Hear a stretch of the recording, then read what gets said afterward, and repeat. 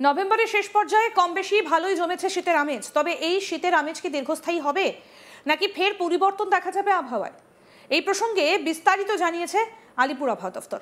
হাওয়া অফিস বৃহস্পতিবার যে আপডেট দিয়েছে সেই আপডেট অনুযায়ী বঙ্গোপসাগরে ঘূর্ণিঝড় তৈরি হলেও আপাতত 7 দিন পশ্চিমবঙ্গের আবহাওয়া শুষ্কই থাকবে। রাজ্যে কোনো সরাসরি প্রভাব না পড়লেও দক্ষিণ পশ্চিম বঙ্গোপসাগরে দ্রুত শক্তি সঞ্চয় করছে নতুন ঘূর্ণিঝড় দেতুয়া। আবহাওয়া দফতর সূত্রে খবর, দক্ষিণ পশ্চিম বঙ্গোপসাগরে অবস্থানরত সুস্পষ্ট নিম্নচাপটা ইতিমধ্যেই গভীর নিম্নচাপে এবং পরে অতি গভীর নিম্নচাপে পরিণত হয়েছে। পরবর্তীতে সেটা পরিণত হয়েছে ঘূর্ণিঝড়ে। এর নামকরণ হয়েছে দেতুয়া। আবহাওয়া দপ্তরের পূর্বাভাস অনুযায়ী ঘূর্ণিঝড়টা আগামী কয়েকদিনে উত্তর পশ্চিম দিকে সরে দক্ষিণ পশ্চিম বঙ্গোপসাগরেই অবস্থান করবে এবং তামিলনাড়ু উপকূলের কাছাকাছি পৌঁছতে পারে। 30 নভেম্বর নাগাদ স্থলভাগ স্পর্শের সম্ভাবনা উড়িয়ে দেওয়া যাচ্ছে না। তবে এই ঘূর্ণিঝড়ের কোনো প্রভাব পশ্চিমবঙ্গে পড়বে না বলেই পূর্বাভাস আবহাওয়া দফতরের। এই পরিস্থিতিতে শহর কলকাতা এবং পার্শ্ববর্তী এলাকায় শুক্রবার দিনের সর্বনিম্ন তাপমাত্রা থাকতে পারে 17 ডিগ্রি সেলসিয়াসের কিছু বেশি, যেটা স্বাভাবিকের থেকে প্রায় 0.2 ডিগ্রি সেলসিয়াস কম। কলকাতা ও সংলগ্ন এলাকায় সকালবেলা হালকা শিশিরপাতের সম্ভাবনা থাকছে। অন্যদিকে ইন্দোনেশিয়ার কাছে রয়েছে আরও একটা সিস্টেম। এর সামান্য প্রভাব দক্ষিণ আন্দামান সাগরে অনুভূত হচ্ছে। ফলে ওই এলাকার মৎস্যজীবীদের জন্য দমকা হাওয়ার সতর্কতা জারি করা হয়েছে।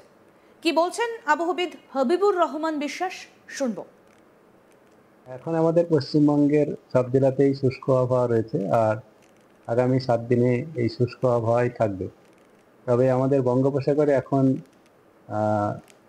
ঘূর্ণিঝড় আছে আর এটার যেটা পূর্বাভাস দেওয়া হয়েছে তাতে উত্তর পশ্চিম দিকে ক্রমশ সরে আসবে আর দক্ষিণ পশ্চিম বঙ্গোপসাগরেই থাকবে, সংলগ্ন তামিলনাড়ু এবং কোস্টের কাছাকাছি এলাকায়, তামিলনাড়ু পুদুচেরি কোস্টের উপকূল ভাগের অঞ্চলের কাছাকাছি এলাকায় দক্ষিণ পশ্চিম বঙ্গোপসাগরে আসবে 30 তারিখ নাগাদ।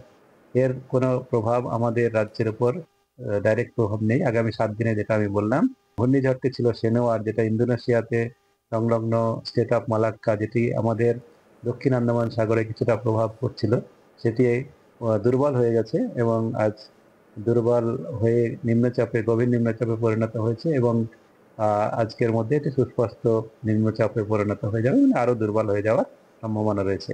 তবে এর প্রভাব যেটা দক্ষিণ আন্দামান সাগরে কিছুটা দমকা বাতাসে সেটা থাকছে, তার জন্যে দক্ষিণ আন্দামান সাগরে মৎস্যজীবীদের জন্য সতর্কতা রয়েছে। আর তাপমাত্রা, সর্বনিম্ন তাপমাত্রা বা যেটা আমাদের রয়েছে রাজ্যের জন্য, আমাদের রাজ্যের সমস্ত জেলাতেই এখন সর্বনিম্ন তাপমাত্রা অনেক কিছু জায়গায় স্বাভাবিকের থেকে 2 ডিগ্রি বা কোথাও 1-2 ডিগ্রি 3 ডিগ্রিও কম রয়েছে। আর গত 24 ঘন্টায় তেমন খুব বেশি পরিবর্তন হয়নি। তবে আগামী 2 দিনের মধ্যে কিছুটা তাপমাত্রা 2 ডিগ্রির কাছাকাছি কিছু জায়গায় সর্বনিম্ন তাপমাত্রা বেড়ে যাওয়ার সম্ভাবনা রয়েছে এবং তাতে করে স্বাভাবিক বা স্বাভাবিকের কাছাকাছি থাকবে। আর তারপরে আগামী 5 দিন পর্যন্ত আর কোনো পরিবর্তন, তেমন কোনো বড় পরিবর্তন হওয়ার সম্ভাবনা নেই।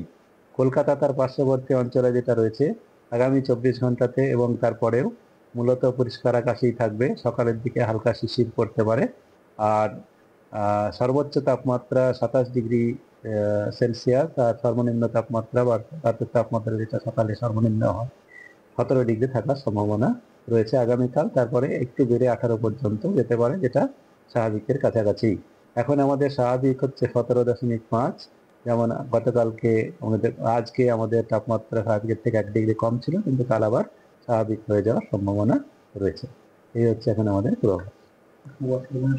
হ্যাঁ, কুয়াশার কোনো সতর্কতা নেই। সকালের দিকে হালকা শিশির কিছুটা পড়তে পারে, তবে ঘন কুয়াশার কোনো সতর্কতা নেই। নভেম্বরের শেষ পর্যায়ে কম বেশি ভালোই শীতের আমেজ জমেছে। তবে এই শীতের আমেজ কি দীর্ঘস্থায়ী হবে নাকি আবার পরিবর্তন দেখা যাবে আবহাওয়ার? এই প্রসঙ্গে আলিপুর আবহাওয়া দফতর যেটা জানাচ্ছে আপনাদেরকে শোনালাম, এবং হাওয়া অফিস বলছে বঙ্গোপসাগরে ঘূর্ণিঝড় তৈরি হলেও আপাতত 7 দিন পশ্চিমবঙ্গের আবহাওয়া শুষ্কই থাকবে। রাজ্যে কোনো সরাসরি প্রভাব না পড়লেও দক্ষিণ পশ্চিম বঙ্গোপসাগরে দ্রুত শক্তি সঞ্চয় করছে নতুন ঘূর্ণিঝড় দেতুয়া। আবহাওয়া দফতর সূত্রে খবর, দক্ষিণ পশ্চিম বঙ্গোপসাগরে অবস্থানরত সুস্পষ্ট নিম্নচাপটা ইতিমধ্যেই গভীর নিম্নচাপ এবং পরে অতি গভীর নিম্নচাপে পরিণত হয়েছে। পরবর্তীতে সেটা পরিণত হয়েছে ঘূর্ণিঝড়ে এবং এর নামকরণ দেওয়া হয়েছে দেতুয়া। আবহাওয়া দফতরের পূর্বাভাস অনুযায়ী ঘূর্ণিঝড়টা আগামী কয়েকদিনে উত্তর পশ্চিম দিকে সরে দক্ষিণ পশ্চিম বঙ্গোপসাগরেই অবস্থান করবে এবং তামিলনাড়ু উপকূলের কাছাকাছি সেটা পৌঁছতে পারে। 30শে নভেম্বর নাগাদ স্থলভাগ স্পর্শের সম্ভাবনা উড়িয়ে দেওয়া যাচ্ছে না। তবে ঘূর্ণিঝড়ের কোনো প্রভাব পশ্চিমবঙ্গে পড়বে না বলেই পূর্বাভাস দিয়েছে আবহাওয়া দফতর। এই পরিস্থিতিতে শহরে কলকাতা এবং পার্শ্ববর্তী এলাকায় শুক্রবার দিনের সর্বনিম্ন তাপমাত্রা থাকতে পারে 17 ডিগ্রি সেলসিয়াসের একটু বেশি, যেটা স্বাভাবিকের থেকে 0.2 ডিগ্রি সেলসিয়াস কম। কলকাতা ও সংলগ্ন এলাকায় সকালবেলা হালকা শিশিরপাতের সম্ভাবনা থাকছে।